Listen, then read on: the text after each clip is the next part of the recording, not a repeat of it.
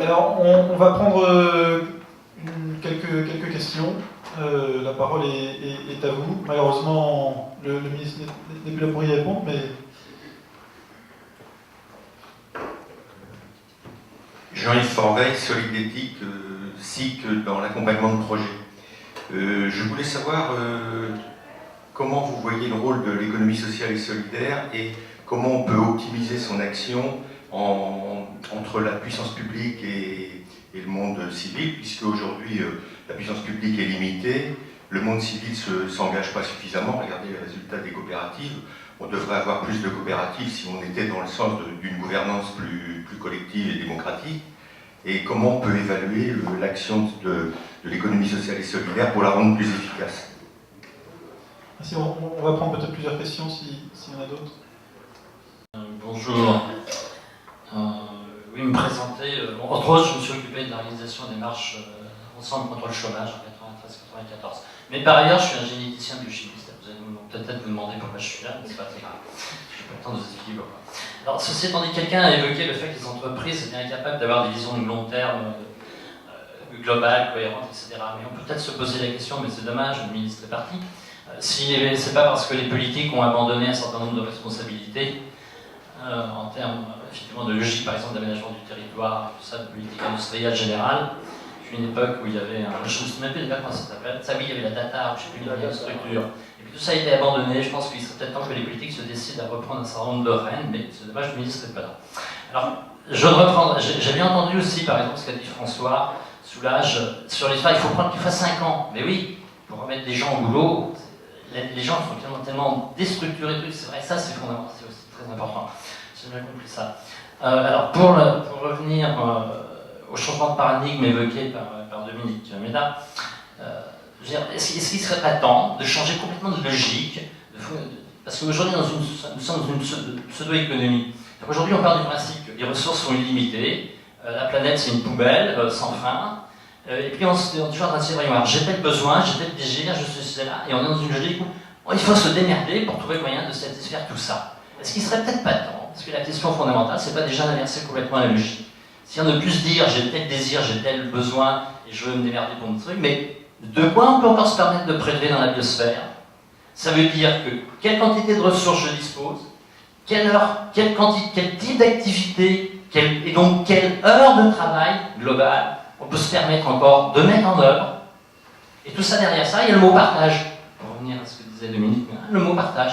Parce qu'il va est-ce qu'il ne serait pas temps de comprendre qu'il faut devoir commencer par partager les ressources, partager les heures de travail nécessaires pour que ces ressources on en fasse des biens et des activités, et ce qui pose derrière encore la troisième question du troisième partage, qui est le partage effectivement des biens et services qui seront en quantité limitée. L'année dernière, c'était l'année, je te finis juste, l'année dernière j'étais à un séminaire c'était l'année internationale de la chimie, on ne rêve plus, c'est fini. J'ai un collègue, il a sorti une courbe, son problème c'est la croissance de la population. On ne pourra pas, on ne fera pas de miracle dans les labos, on ne pourra pas répondre à tout et n'importe quoi.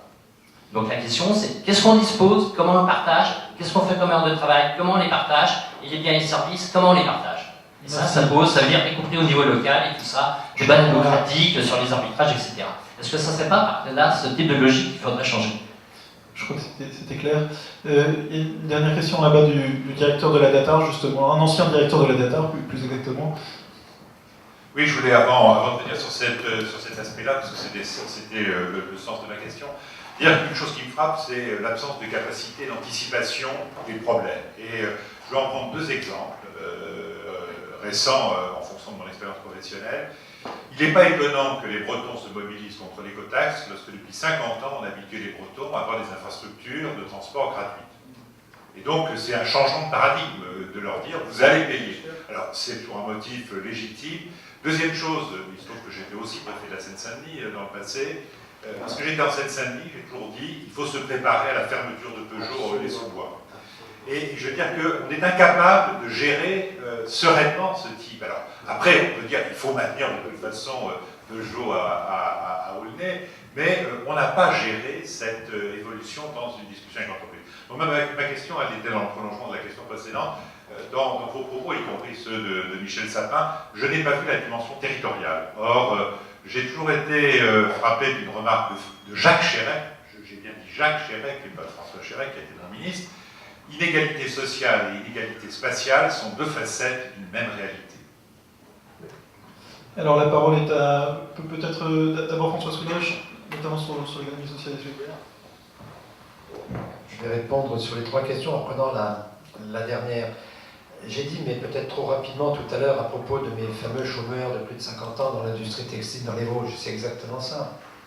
Ça fait 50 ans qu'on sait qu'il y aura un déplacement complet de l'industrie. Et dans les Vosges, il n'y a pas eu le début de l'once de la moindre reconversion. Alors, j'allais parler d'Aulnay, mais tu en as parlé, Jean-Pierre, mais c'est pareil. Tous les économistes un peu sensés savaient très bien que la production automobile, Aulnay, en plus placé où c'est, c'était de la folie d'imaginer que ça allait durer éternellement. Enfin, donc, cette absence de perspective à long terme, effectivement, est quelque chose d'assez terrifiant. Moi, chaque fois que je rencontre des ministres, le Premier ministre lui-même, on m'en remet une couche en disant, mais attendez, ce qu'on constate, nous, c'est des gens qui ont été victimes systématiquement d'une absence d'anticipation de leur situation. C'est systématique. Alors, ça veut dire quoi? Ça veut dire que derrière, on aurait pu mettre en place des formations, des reconversions. C'est la question de la formation continue. Enfin, c'est un truc... Et le ministre y a un peu répondu, mais pas assez. Mais on va lui en mettre une couche quand on aura l'occasion. Mais non, mais parce que c'est aujourd'hui absolument fondamental. Parce que derrière, c'est des dépenses sociales croissantes. Parce que la question, c'est comment on fait pour éviter des dépenses qui sont des dépenses improductives. La question, elle est vraiment là. C'est qu'aujourd'hui, face aux ressources limitées que nous avons, il faut réfléchir à la manière dont on utilisera mieux les ressources dont on dispose. Lorsqu'une entreprise est en bonne santé et qu'elle anticipe et qu'elle fait elle-même un plan social, je prends l'exemple parce qu'il est important de Danone lorsqu'il a fermé l'usine Lu dans l'Essonne. Un certain nombre de mes amis ont crié au scandale, fermeture boursière et compagnie. C'est complètement faux. Danone a eu raison. Parce qu'il savait à l'avance, alors qu'il était en bonne santé, que cette usine était condamnée. Moyennant quoi, il a fait un plan social correct et les gens ont été tous replacés, avec des formations. Et ça, il faut le dire et le redire, parce que ça marche, à condition, en effet, de faire preuve d'anticipation. Sur l'économie sociale et solidaire, et il se trouve, notre ami de Solidéthique a un statut qui est tout à fait merveilleux, qui est celui de la société coopérative d'intérêt collectif, c'est-à-dire qu'en effet, c'est un statut que nous avons inventé pour que la puissance publique puisse prendre sa part, et en particulier sa part de risque, puisqu'on est dans une économie, je l'ai dit tout à l'heure, dans laquelle on ne sait pas financer le risque. Notre idée, elle était de développer des structures juridiques dans lesquelles on faisait glisser le risque de l'entrepreneur individuel qui n'a pas les ressources pour cela, vers la collectivité. Et dans le projet de loi de M. Benoît Hamon sur l'économie sociale et solidaire, on accroît la part que les pouvoirs publics, que les collectivités publiques peuvent prendre au capital des cycles. L'idée, elle est simple, c'est la prise de risque. La prise de risque à partir d'une activité locale qui mobilise les énergies locales et qui donc rend légitime la prise de risque de la collectivité dans sa mission de maintien de la cohésion sociale. Parce que c'est aussi ça la question qui est posée. Mais on a aussi inventé d'autres choses, toujours dans la même loi. On a, parce que j'ai beaucoup critiqué l'auto-entrepreneur tout à l'heure, mais si je critique d'un côté, il faut que je propose de l'autre. Nous avons inventé le statut de la coopérative d'activité et d'emploi. C'est dommage que le ministre ne soit pas là, mais ça, ils ont eu droit déjà à une petite note. C'est un moyen d'abriter des créateurs dans des structures coopératives dans lesquelles ils ont un minimum. Alors, je ne détaille pas. Et quand ça marche, Copanam à Paris, c'est 600 créateurs d'entreprises abrités. C'est pas 600 personnes lancées dans la nature avec un taux d'échec de 50% qui est le taux habituel. Quand j'ai parlé de la coopérative d'activité d'emploi à l'ADI, ils m'ont dit que j'étais un taux rêveur. Sauf que ça marche. Que donc on a aussi, dans ce secteur de l'économie sociale et solidaire, une tendance assez importante à penser que le voisin ne dit que des bêtises et que moi j'ai trouvé la pierre philosophale. Or, il y a aujourd'hui des trucs qui marchent et qui permettraient de développer beaucoup. Il y a maintenant des coopératives d'activité d'emploi qui se développent en province et qui donnent de très bons résultats parce que c'est un moyen de prendre son temps pour découvrir quelles sont les potentialités locales et notamment, alors beaucoup dans l'énergie verte, dans la récupération des déchets, etc. Et pas uniquement à travers des entreprises d'insertion, mais à travers des entités économiques qui justement n'adoptent pas le statut d'auto-entrepreneur, mais des statuts d'entreprise capables de se développer. L'avenir de l'économie sociale et solidaire, il est là.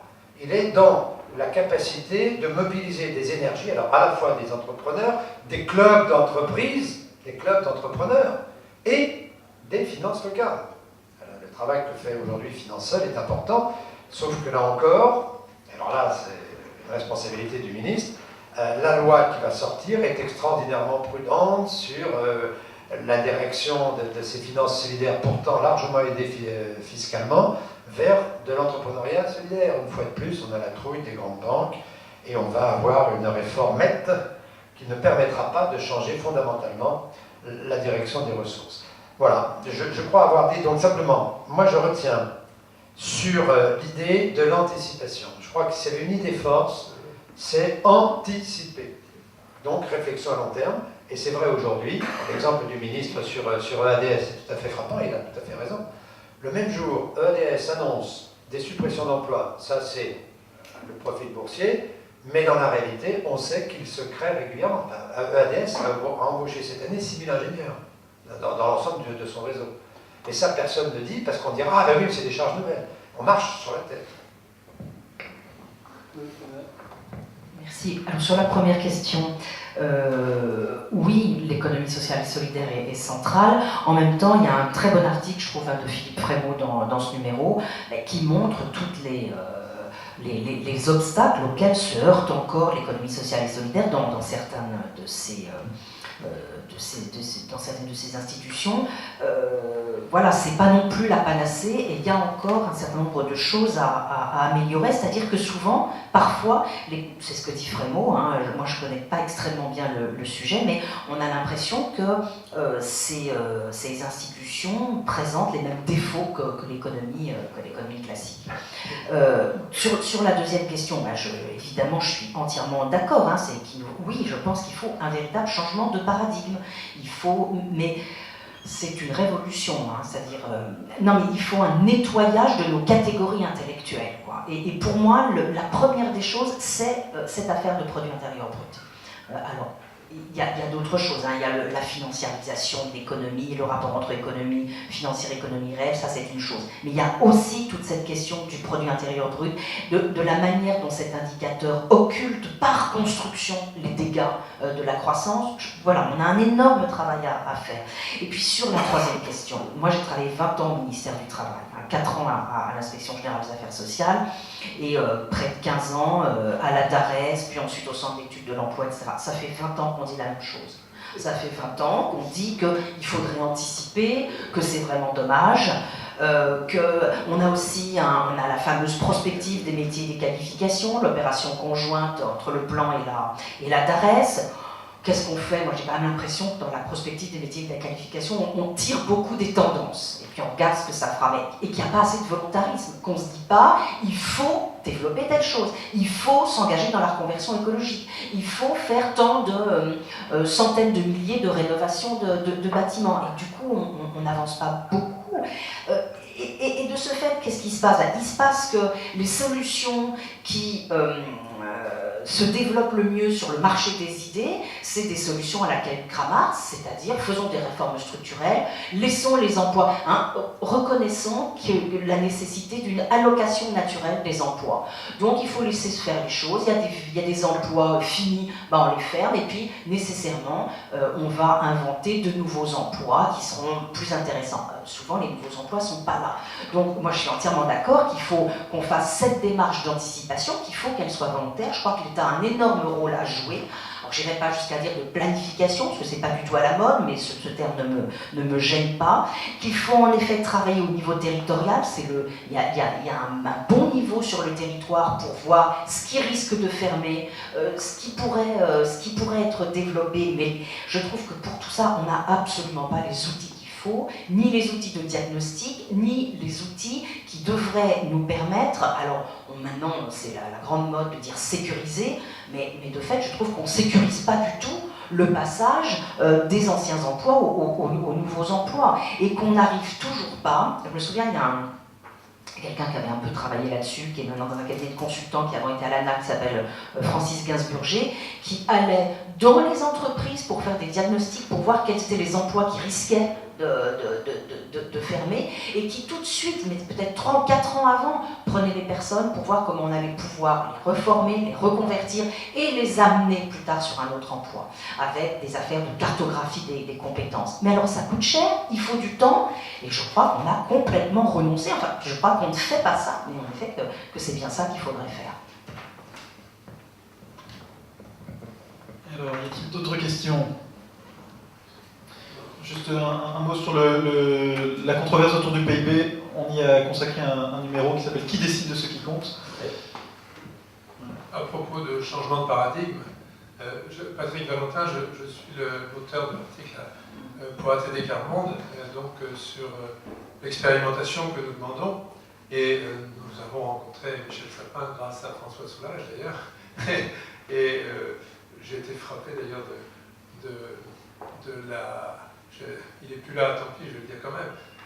J'avais été frappé des vœux qu'il avait fait en 2013 en nous disant, en nous parlant des lois Auroux et en nous disant il faut faire sur le long terme. Eh bien, je ne saurais trop l'encourager d'examiner le changement de paradigme que nous réclamons. Car, en fait, c'est ça le plus important dans la démarche que nous faisons. C'est pas le reste. Le reste, on va le travailler. C'est énorme, le reste. Parce que quand on tire le fil que nous tirons dans cet article, c'est un écheveau de toutes les problématiques doivent être travaillées, rencontrées et modifiées. C'est ça le changement de paradigme. Et nous demandons ce changement de paradigme, et nous le demandons de façon hyper modeste, locale, sur des cas motivés, pour que justement ça puisse devenir un germe de transformation. Donc voilà, je voulais ajouter ça à ce que vous avez dit. Merci. Merci. Oui. Oui, bonjour, je suis Angélique Rose de l'Agence pour le développement de l'économie locale, l'ADEL. Donc nous sommes une association qui existe depuis une trentaine d'années. Et c'est vrai que je voulais rebondir sur cette idée d'expérimentation qui est vraiment très pertinente. Mais je vois ma présidente qui a donc créé l'ADEL il y a 30 ans, constate que malheureusement sur le champ de l'économie solidaire et justement de volonté de transformation sociale en s'appuyant sur les personnes elles-mêmes, sur les territoires, finalement on est cantonné à l'expérimentation depuis 30 ans et on n'arrive pas à sortir de situations effectivement très complexes où s'accumulent énormément de paramètres. Et donc ma question c'était effectivement, c'est déjà un très bon pas et je me rapprocherai après d'ATD Quart Monde aussi pour discuter de ce projet qui semble très intéressant parce qu'on doit toujours faire du sur-mesure, mais finalement comment sortir de l'expérimentation permanente et avancer concrètement sur des politiques publiques qui puissent être solides et qui puissent porter des changements sociaux finalement. Oui, il y avait encore une question. Oui, bonjour. Grégoire Lefebvre, donc je suis ancien responsable d'un observatoire des métiers et collaborateur ponctuel à la revue Projet. Et j'ai été très intéressé par les questions sur la réforme de la formation professionnelle. Comment faire en sorte que la formation joue son rôle pour enrichir justement la croissance en emploi par une meilleure adéquation, vous l'avez évoqué, de l'offre et de la demande de compétences, certainement, mais comment concrètement s'y prendre peut-être aussi la piste de la formation qualifiante. Les nouvelles mesures sont censées permettre donc un meilleur accès à la qualification. Est-ce que c'est aussi un enjeu aujourd'hui donc pour enrichir cette croissance en emploi? Merci. Merci. Alors on va laisser François Soulage et Dominique Méda réagir à deux questions. Comment sortir de l'expérimentation et puis sur la formation professionnelle. Je vais répondre sans doute un peu de manière surprenante à notre ami de l'ADEL. Le moyen de sortir de l'expérimentation, c'est de faire de la politique. Eh ouais. C'est-à-dire que aujourd'hui, je vous donne l'exemple, puisque nous sommes engagés dans une expérimentation un peu lourde, avec Jardin de Coca, le chantier école, la FNARS et compagnie. Et notre problème est d'en faire un enjeu politique. Un enjeu politique pour les élections régionales, un enjeu politique pour les élections européennes. Et pour ça, eh bien, nous avons choisi une stratégie d'alliance. D'alliance avec des élus locaux qui ont envie de faire bouger les choses. Il faut repérer les moments un peu clés dans la vie politique. Et aujourd'hui, on est dans un moment clé sur la question de l'emploi. Et en effet, mais là vous avez raison, avoir l'idée absolue qu'on veut sortir de l'expérimentation. Et donc il faut mouiller toutes les structures à tous les niveaux de l'administration jusqu'à leur filer mauvaise conscience. Et c'est ça faire de la politique. Non mais je crois qu'on n'a pas le choix, parce que sinon, Je vois trop, et notamment dans l'économie sociale et solidaire, des gens qui sont vachement contents de leur truc, c'est super intéressant, ça concerne 25 personnes, dans une commune petite, c'est le pied. Mais en quoi, et c'est ça la question de la politique, en quoi cette expérience peut faire changer fondamentalement le sort de milliers, voire de millions de personnes. Et ça, c'est, il faut sortir de son nombrilisme, il faut accepter qu'on n'a pas forcément absolument raison. Moi, je peux vous dire que quand je rencontre les gens de la DGEFP sur notre expérimentation Rhône-Alpes et que je leur raconte ce que fait son unité territoriale de l'Ardèche, contrairement à sa décision, ça ne leur fait pas plaisir. Moyennant quoi, je fais un vrai travail politique, c'est-à-dire que j'introduis un peu le verre dans le fruit chez eux, en disant, mais qu'est-ce qui est en train de se passer chez moi? Et à partir de faits précis, mais je remonte systématiquement plus haut. Systématiquement. C'est pour ça que j'ai dit au ministre, il a fallu que je remonte directement au ministre pour obtenir enfin une décision contre son administration, qui ne voulait pas entendre parler d'expérimentation. Et je n'aurais jamais pu le faire si nous n'étions pas assez nombreux à faire une pression. Le combat est un combat politique pour que l'expérimentation devienne un enjeu politique, et non pas un enjeu personnel de quelques organisations qui peuvent s'en contenter et trouver là leur raison d'être. Oui, moi j'ai envie de répondre aussi peut-être un tout petit peu à côté, puisque sur cette question de l'expérimentation, il y a aussi l'idée qu'on manque quand même de ressources publiques à un moment pour mettre sur ces chantiers-là. Il me semble qu'une réponse un peu générale, ça peut être la mise sous condition des aides publiques. D'une manière générale, alors je pense tout autant aux allègements de cotisations sociales actuelles, 22 milliards d'euros, à toutes les sortes d'aides publiques. Je pense aux expérimentations qui ont eu, c'est pas une expérimentation, c'est ce qu'a fait le Nord-Pas-de-Calais. Dans le Nord-Pas-de-Calais, toutes les aides régionales sont maintenant conditionnées à l'existence de projets qui respectent les normes sociales et écologiques. Et ça, je trouve ça très bien. Et puis on peut aller encore plus loin. Il y a tout le rapport qu'avait fait Jean-Baptiste de Foucault sur les clauses dans les marchés publics, enfin toutes ces choses-là. Donc je pense qu'on peut avancer en mettant des conditions, ce qui nous permet du coup d'affirmer les objectifs qui sont les nôtres. Sur la formation, je suis plus ennuyée parce que, alors, c'est aussi un chantier... c'est un chantier épouvantable, la formation, avec des enchevêtrements de compétences et des comment dirais-je, des oppositions très, très fortes sur les manières de financer. Regardez, en ce moment, la grande dispute, c'est entre le MEDEF et la CGPME sur l'obligation de formation. Est-ce qu'elle doit continuer à exister et à quel taux? Bon, et tout ça avec toujours une partie infinitésimale des ressources qui vont là où elles devraient aller, c'est-à-dire qui vont vers les chômeurs. Donc là, on a l'impression que ce problème de formation, il rassemble la totalité des insuffisances françaises, franchement. Ça fait, et là encore, j'ai envie de dire la même chose que tout à l'heure, ça fait 20 ans qu'on se heurte à la même chose, c'est-à-dire une insuffisance des moyens budgétaires. Et quand vous allez sur le terrain, quand vous regardez comment ça se passe au niveau de la région, le problème c'est toujours qu'on dit aux gens « Ah ben non, il n'y a pas assez d'argent pour vous permettre de faire cette formation ».